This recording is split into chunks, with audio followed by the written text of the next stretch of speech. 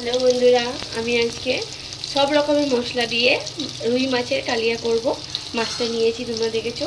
আমি মাছগুলো ভাজা হয়ে গেছে। এখানে মশলা করার জন্য নিয়ে নিচ্ছি সর্ষে আর পোস্ত,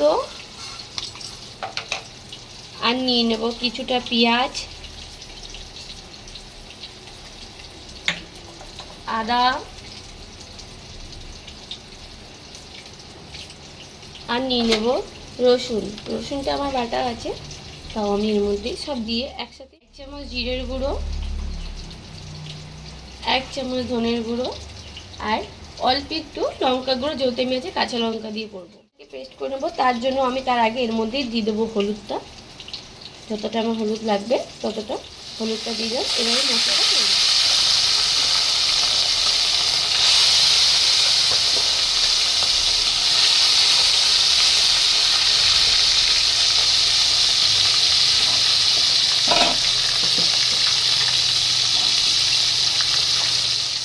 করার জন্য আমি নিয়ে নিয়েছি তেজপাতা, দিয়ে দিয়েছি। এখানে দিয়ে দেবো গোটা জিরে কটা,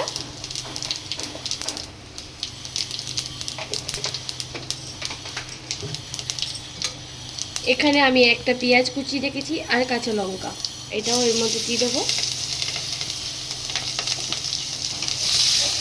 এটাকে আমি এবার ভালো করে ভেজে নেবো। আগে পেঁয়াজটাকে ভালো করে ভেজে নিয়ে তারপরে আমি মশলাটা দেবো। যেহেতু এটা বেশি ঝোল হবে না, মাখা মাখা হবে, আর মাছ ভাজাতে আমার নুন দেওয়া আছে। এবার যে মশলাটা করেছি, মশলাটা দিয়ে দেবো।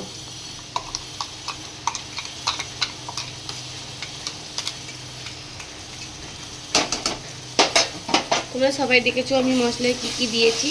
সব রকমের মশলা দিয়ে কিন্তু করেছি, আদা, রসুন, পেঁয়াজ, সর্ষে, পোস্ত, জিরের গুঁড়ো, লঙ্কা।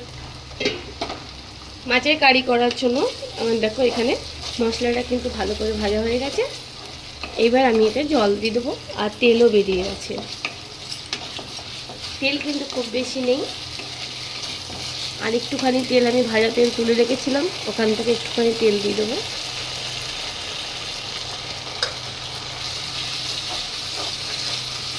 আমি কেন এটা অনেকক্ষণই কষিয়ে নিয়েছি, আর কিছু কষানোর নেই। এবার আমি জল দিয়ে মাছগুলো দিয়ে ঢেকে দেবো, আর একটু জল দেবো। মাছের কারিটা আমার হয়ে গেছে, দেখো তেলগুলো পুরো সাইড সাইড হয়ে গেছে। আমি এর মধ্যে জাস্ট একটুখানি দেবো, বেশি গরম মশলা দেবো না। গরম মশলা দেবো ছোট 1 চামচ দিয়ে আমি এটাকে এবার নামিয়ে নেবো। আর গরম ভাত দিয়ে খেতে তো সেই লাগবে। তাহলে তোমরা বাড়িতে ট্রাই করবে, কেননা আমার মাছ ভেঙে যাবে। দেখো আমার বাড়ি বলে বলছি না, সবার বাড়িতেই, অনেক বাড়িতে আছে রুই মাছ কিন্তু খেতে চায় না। এরকম করে তোমরা বাড়িতে ট্রাই করবে, দেখবে খুব টেস্টি লাগে। আর মাছটা ভালো করে কড়া কড়া করে ভেজে নেবে, তাহলেই তোমরা বুঝতে পারবে। দেখো এবার এটা গরম ভাতের সাথে সেই লাগবে। আজকে মাছের কারিটা কেমন লাগলো প্লিজ আমাকে কমেন্ট করবে, আর তোমাদের বন্ধুদের কাছে শেয়ার করবে।